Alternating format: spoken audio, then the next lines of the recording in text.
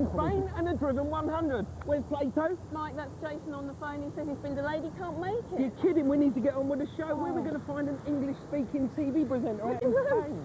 There are a number of reasonably priced hotels very close to the airport. But the thing I like most about Seville is that it's a place where you can go and get away from the stresses and strains of work. Back home.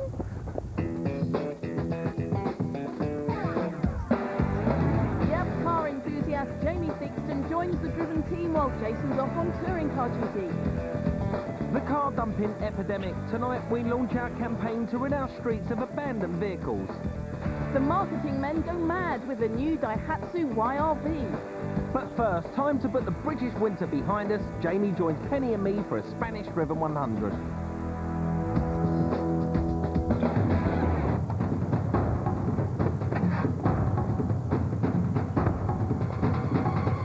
Boy, Theakston, out you get. There's your script. Learn it.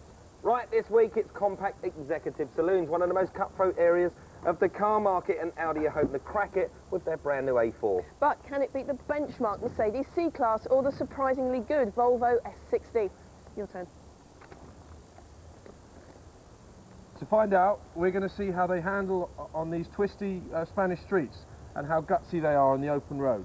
Very good. Well done, mate. Right, let's get on with it. This week, which is the best compact executive car? Will the class leader Mercedes C180 keep its crown? Or will the new kid on the block, the Audi A4, take the honours? Or can the rank outsider, the Volvo S60, prove them all wrong? Let's find out which one is the rail thing and which one is a pile of rubbish. Once Audi were considered to build dull but worthy cars, but after a decade of big spending, they're right up there with the likes of BMW and Mercedes, high tech and high quality. This, the brand new A4, is a very serious car. It's got those new, modern, funky straight lines in all the right places, and it's meant to look like its big brother, the A6.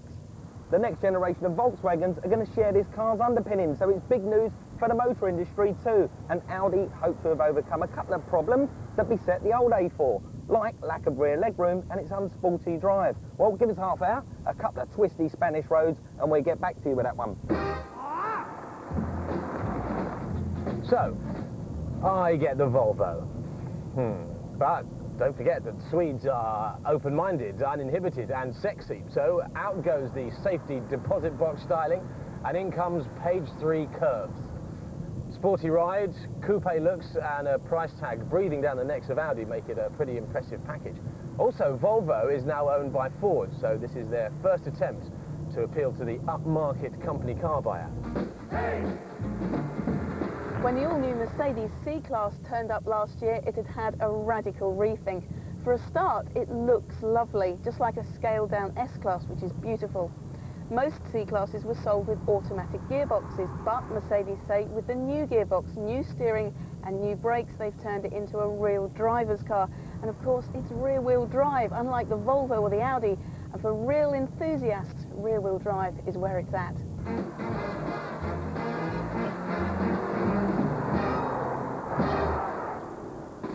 More Driven 100 later, but first, why cars shouldn't rust in peace.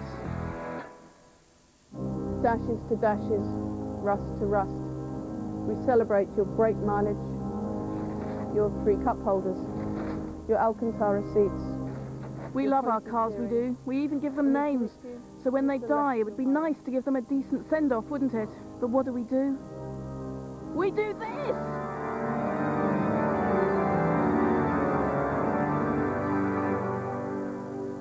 Some people think that dumping their dead car outside your house or mine is fine, but it's become a national epidemic. For a start, it's illegal, it's unsafe, and it's an eyesore. And what's more, the disposal of abandoned vehicles is paid for by you and me, the council taxpayers. There were reports of over 1 million abandoned cars in the UK last year, an increase of 500% in 3 years. So why are so many people dumping their cars in our streets? Well, the price of scrap metal has plummeted in the last few years. A typical car's now only worth about a £5, so there's no longer any financial incentive in taking a dead car to the scrapyard. Trouble is, it costs 30 quid to clear an abandoned car off the street. If each abandoned car costs £30 to dispose of, and there's at least 1 million of them across the country, then that's £30 million wasted. So we made hundreds of phone calls to find out who's dealing with on a national level, and the answer, no one. As it stands, the situation is a mess. Local councils can't remove and destroy a car just because its tax disc is out of date. That's the DVLA's responsibility, and the DVLA can't remove cars in a dangerous condition. That's the council's responsibility. We have the powers to take vehicles that are unlicensed off the street. The local authority have the powers to dispose of such vehicles. But it's only when you work together that you can do it at speed, otherwise there's cars sitting on the streets for weeks and months. We are concerned, DVLA are concerned about road tax evasion, and basically we deal with that as a problem in itself. The local authority are dealing with abandoned vehicles. So you have actually got a slightly different agenda here. No, what I'm saying is that the local authorities deal with it in their particular way. We deal with unlicensed vehicles in our particular way. I rest my case, and even the police can't convict those responsible without the DVLA's say-so. Until the powers that be get together on this, these cars will continue to sit outside our homes, attracting criminals, vandals and arsonists. Well, in Kent, we have an average of about 7 car fires every day, mainly in the evening times. One evening last week, we even attended 9 car fires. Car dumping is a national problem, and it clearly needs national solutions. We urgently want the government to tackle the epidemic of car dumping, and we need your support. Have you got a dumped car outside your home? Who do you think should be responsible for removing it? Log on to 4car.co.uk and give us your views. The more people, the better. And on your behalf, we're going to campaign to clear the streets of dumped cars. We're going to keep up the pressure, and we'll be reporting back with updates in the coming weeks. With your help, we can make car dumping a thing of the past. Now back to Spain and the Driven 100. This week's Driven 100 cars promise a lot. Packed full of gadgets and driving aids, beautifully designed and engineered. Not only must they be relaxing motorway munchers, but they've also got to be great drivers' cars through the twisty bits. So which one of them will live up to the hype?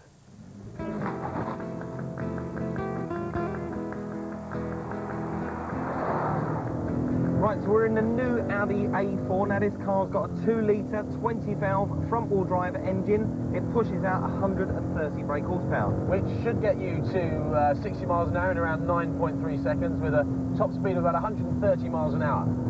And it is a cracking drive.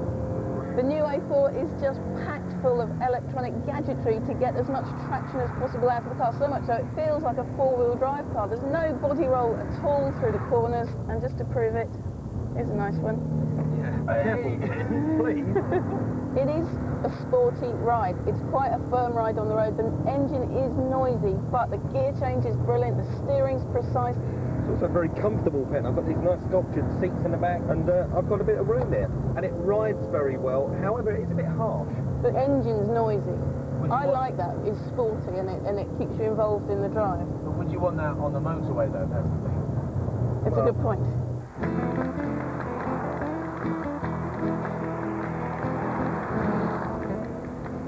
Right, now the Volvo S60 also has a 2-litre engine with 20 valves, but this time it's hooked up to a turbocharger, and that pushes the horsepower all the way up to 180. Quickest of the bunch, too. It'll take you to 60 in 8.8 seconds and have a top speed of 140 miles an hour. But it doesn't feel so quick. I don't know what you were doing. Well, we're going fast. And it doesn't feel as quick as the Audi did. And I've driven this car extensively on the motorway, and I will say it's very, very, very refined. It gives a very floaty ride, which is exactly what I want from motorway manners. The steering is just so precise and superb, but it's not talking to me. You don't have the confidence to go bowling into the corners like you did with the Audi, but it's so lovely and comfortable on a long journey.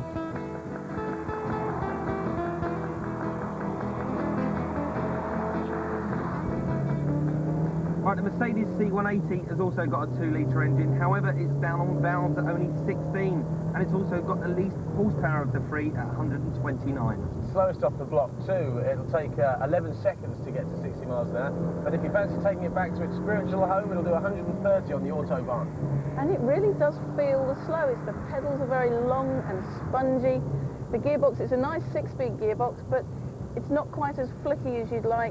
And it really does feel considerably slower than the others, and you don't have the confidence to chuck this car into the corners because there's so much body roll on it. But on the motorway, it gives that floaty ride again. It gives that very refined ride. You get it up to speed. There's no wind noise, but it's just not exciting. It's actually very hard to pin down what it is about it that makes it so unexciting. All three cars excel on the motorway, but only one will satisfy your sporty ambitions. The Audi A4. The Volvo takes a comfortable second, but, well, we expected more from the Mercedes.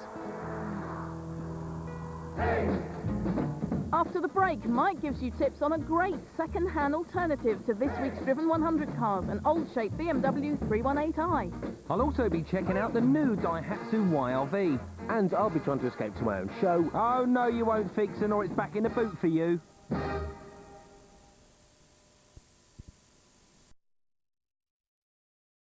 Speaks his mind in the Driven 100.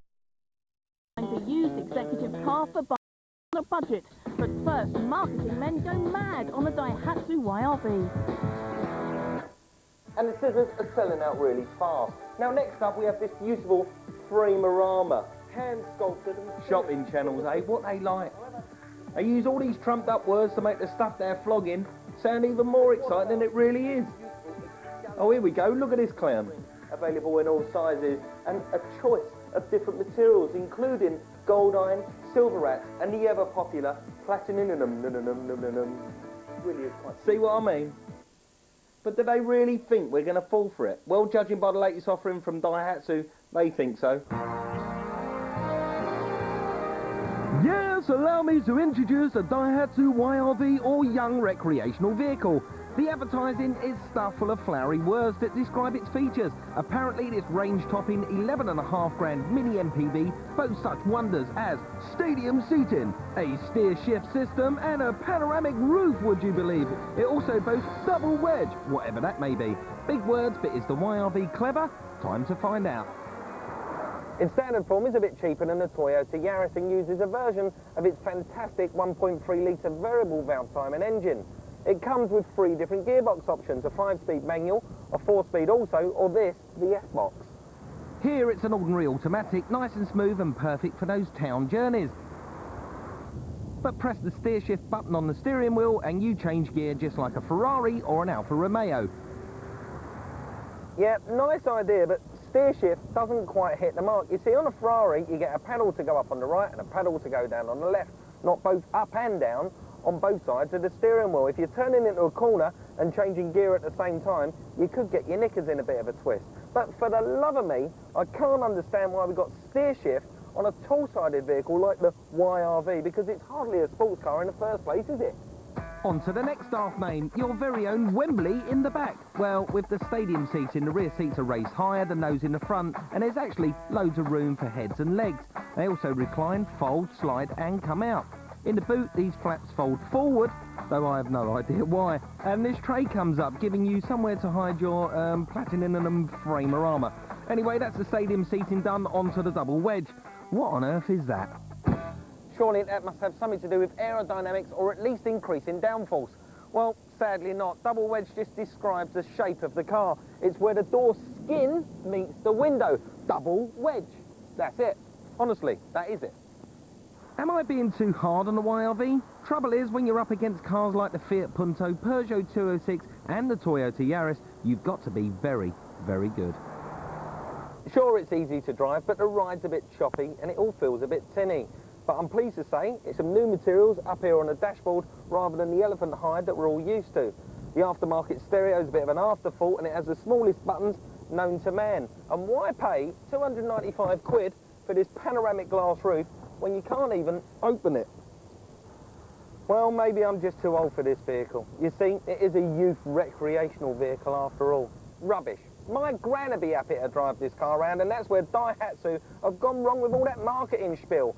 Drop the panoramic roof, lose the steer shift buttons on the steering wheel, get a 5-speed manual gearbox, drop the air conditioning, pay £9.5 grand, and you ain't got yourself a bad little car. Now back to the Driven 100 and which one is worth blowing your company car allowance on. Earlier, in our Spanish-driven 100, we were shocked to find the compact executive class-leading Mercedes C180 a bit of a stuffed donkey for drivability. But can it now reclaim some credibility from the all-new Audi A4 and the surprisingly stylish Volvo S60 in our desirability test? The compact executive car bracket is probably the most vicious sector of all. Hordes of company employees, pockets bulging with cash from their car allowances, are queuing up to buy the most stylish and specced up cars on the market so that they can stand out in the company car park. But which of our 3 Driven 100 motors would make Graham from sales green with envy? Well, let Mike, our ex-car salesman, give you the hard sell. Right then, don't hang about. Penny, Jamie, how about this? Nice little Audi A4. This is the 130 brake horsepower model, sir, with a 4-cylinder engine. 18,640 quid in standard spec. And if you'd like to make yourself comfortable... Has it got much room in it? I'm a bit tall, Yeah, remember? you are a tall fella, so go on, squeeze in. Oh, all right, yes. And what gadgets have you got in this Well, one? as standard, this car comes pretty specced up. You get electric front windows, you get a nice steering wheel, you get air conditioning. Jamie's found that. He's found out the wipers work. You get air conditioning. CD player is standard in this car. Central locking. You've got great safety features. So it's nice and safe. Cup holder. Very Cup nice. holder. Good selling point. Maybe sir and madam would like to slip into something a little more comfortable. The S60 perhaps.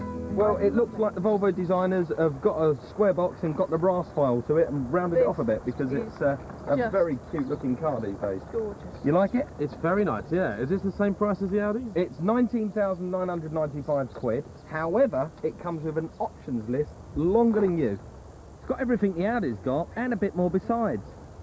So, Mike, have Volvo sacrificed safety for sexy? No, definitely not. Right, you ready for this one? Everyone take a deep breath because this car comes with ABS, which most cars do these days, EBD, which is electronic brake force distribution. It's got whips, which is not penny, with a little side attachment. It is actually whiplash protection system. It's got SIPs, it's side impact protection, and it's got more airbags than Castle. Airbags that Jordan would be proud of. Yes, most definitely. Steady on, I'm going to have to show you to a bit of refinement. The C-Class. Well, if you want a brand and you want a badge, then no other than Mercedes. And this one might be right up your street. First of all, look at the styling. It's absolutely gorgeous to look at. However, it is going to set you back a tidy sum. It's a 0 to the 3 at £20,740. We've got indicators embedded into the wing mirror, which I like very much. However, Amy is let down by the lack of alloy wheels. They're It's got terrible. sporty wheel trim. I tell you what, I don't like either. This interior is not very nice.